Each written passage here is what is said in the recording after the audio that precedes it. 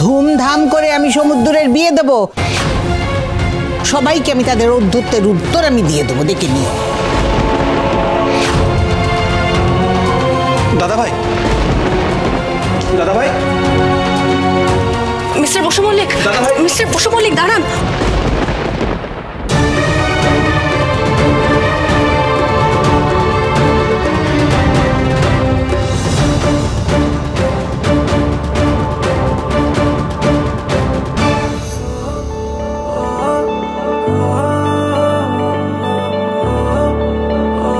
জিনু, তোমার সাথে আমার একটা কথা আছে।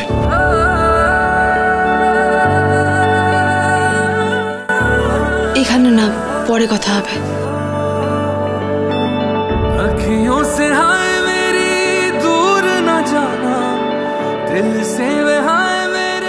সমুদ্রকে হঠাৎ এমন লাগলো কেন? এইভাবে তো আগে কোনোদিন আমার হাত ধরেনিও।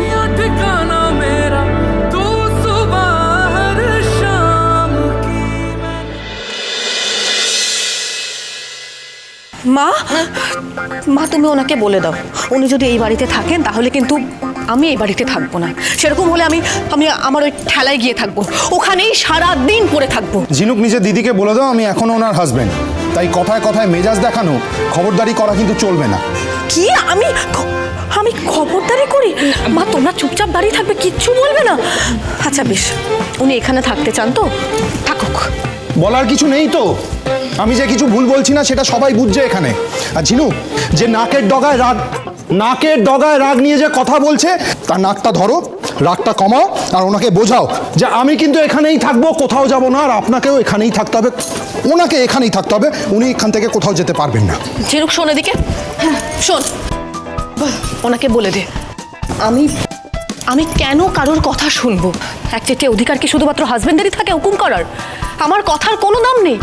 আমি তো ওনাকে ওই বাড়িতে থাকতে বলেছিলাম, উনি কি আমার কথা শুনেছেন? শোনেননি, চলে এলেন পেছন পেছন। আসলে পুরুষ মানুষ তো, সংসারের জটিলতা উনি বোঝেন না। এক গুয়ে হয়ে নিজের জেদেই বসে থাকেন। ওনার জন্য আমাকে যে কত কথা শুনতে হবে উনি সেটা একবারও ভাবছেন? কথা শোনার তো দরকার নেই, কথা কানে এলে কান বন্ধ করে নিতে বলো ওনাকে। কি? আমি কান বন্ধ করে রাখবো? হ্যাঁ। তাহলে কেউ কথা বলবে না? আমি বাড়ির ছেলেকে বাড়ির থেকে বার করে নিয়ে এসেছি, সবার থেকে আলাদা করেছি, আমি নয়নমণিকে আমি কেড়ে নিয়ে চলে এসেছি। এসব কথা আমাকেই শুনতে হবে? বাড়ির বউদেরই তো সব কথা শুনতে হয়, তাই না? মা শোনো না দিকে, শোনো না দিকে, শোনো। বল বল বল বল। বলছি এরা তো এক্সপ্রেস ট্রেনের গতিতে মুখ চালাচ্ছে, এতে ঝগড়া তো থামছেই না, তুমি কিছু করো প্লিজ। করছি করছি করছি ছাড় করছি। বলছি কি বাবা, ঝিনুক ওনাকে বলে দিন এসব মশারি টশারি আমার লাগবে না। লাগবে না?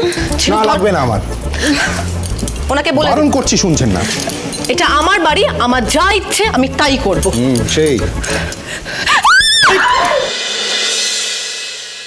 जिंदगी तेरे नाम की मैंने, जिंदगी तेरे नाम की, हाय तुझसे न बोली है जो बात लबों पे थी वो आज वो सरेआम की मैंने, जिंदगी तेरे नाम। নিজেকে সামলাতেই পারেন না, কথায় কথায় পড়ে যান আবার বীরাঙ্গনা সাজেন। খুব খারাপ হয়ে যাচ্ছে কিন্তু বলে দিচ্ছি, একদম একদম উপকার করে কথা শোনাবেন না। আপনাকে আমি বলেছিলাম আমাকে ধরতে, আমাকে পড়ে যেতে দিতেন। হ্যাঁ সেই তো। না না আমার না ওই দিন মনে আছে, শ্রমিক আর কোয়েলের বিয়ের দিন, ওই শুভ বিবাহ বোর্ডটা ধরতে গিয়ে আপনাকে ধরেছিলাম, সেই দিনই আপনাকে ধরা উচিত হয়নি আমার, ওই দিনই আমি ফেঁসে গেছি। কি? আপনি আপনি আমাকে বিয়ে করে ফেঁসে গেছেন বলতে চাইছেন তো? না না বলতে চাইছি আপনাকে ছেড়ে দিলেই ভালো হতো, তাহলে এত প্রশ্নের উত্তর দিতে হতো না। ধরেছিলেন কেন? ছেড়েই দিতেন। তাই না? ওকে। কি করছে? আমি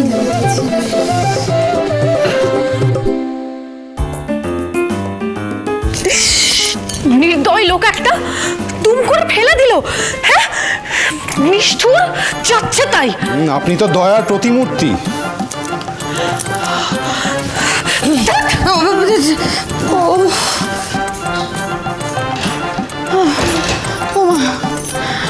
এখানে এরা কি করছে বলো তো? আমি জানি না। উফ মা গো, কি করে মিল হবে বলো তো? না, আর ভাবতে পারছি না। এবার আমাকে আর সমুদ্রকে এই ঝামেলা মেটাতে কিছু একটা করতে হবে। জিনু, তোমার সাথে আমার একটা কথা আছে। তখন সমুদ্র কি বলতে চাইছিল শোনা হলো না তো। বাড়িতে তো সবাই জানে না যে আমি ঝিনুককে ভালোবাসি। তার মধ্যে এভাবে পালিয়ে বিয়ে করলে না না, সবাইকে ঠকানো হবে, সেটা উচিত হবে না। তাহলে তাহলে কি করব আমি? কিভাবে নিজের আশীর্বাদ আর এই এঙ্গেজমেন্টকে আটকাবো? ছোটকাও তো বাড়িতে নেই, কাকে বলবো? শুধু কি তাকিয়ে থাকবি নাকি মনের কথাটা বলবি? কাল ঠিক সন্ধে 6:30টাতে জগদ্ধাত্রী মন্দিরের কাছে তোমার জন্য অপেক্ষা করব সমুদ্র। সেখানেই হবে তোমার আর আমার মালা বদল। না জিনুক, আমি এভাবে সবার থেকে লুকিয়ে বিয়ে করতে চাই না।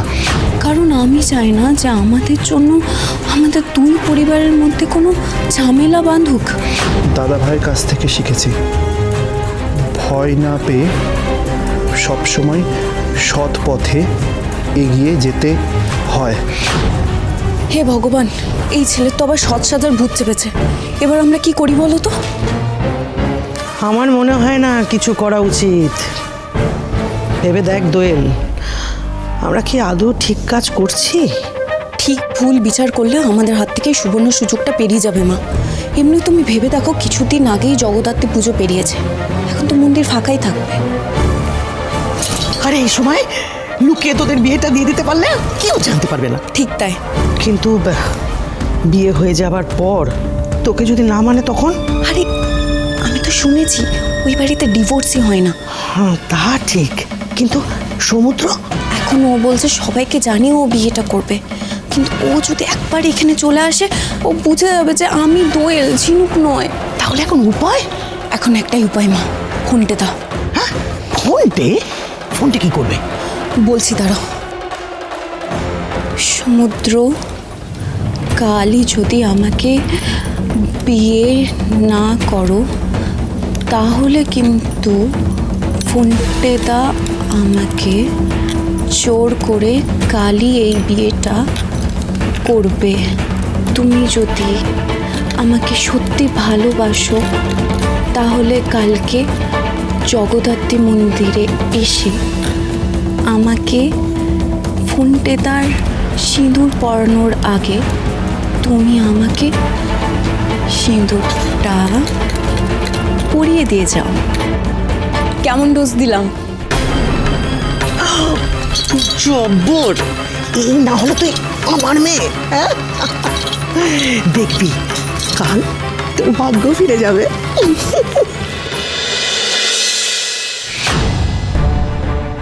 কি ব্যাপার ঝিনু, তুমি এভাবে ঘোমটা দিয়ে আছো কেন?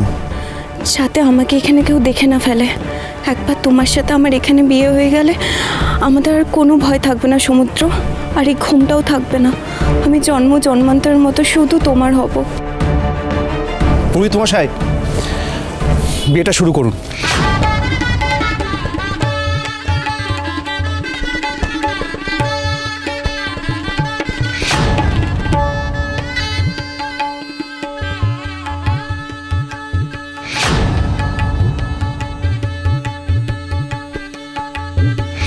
এবারে সিঁদুর দান হবে।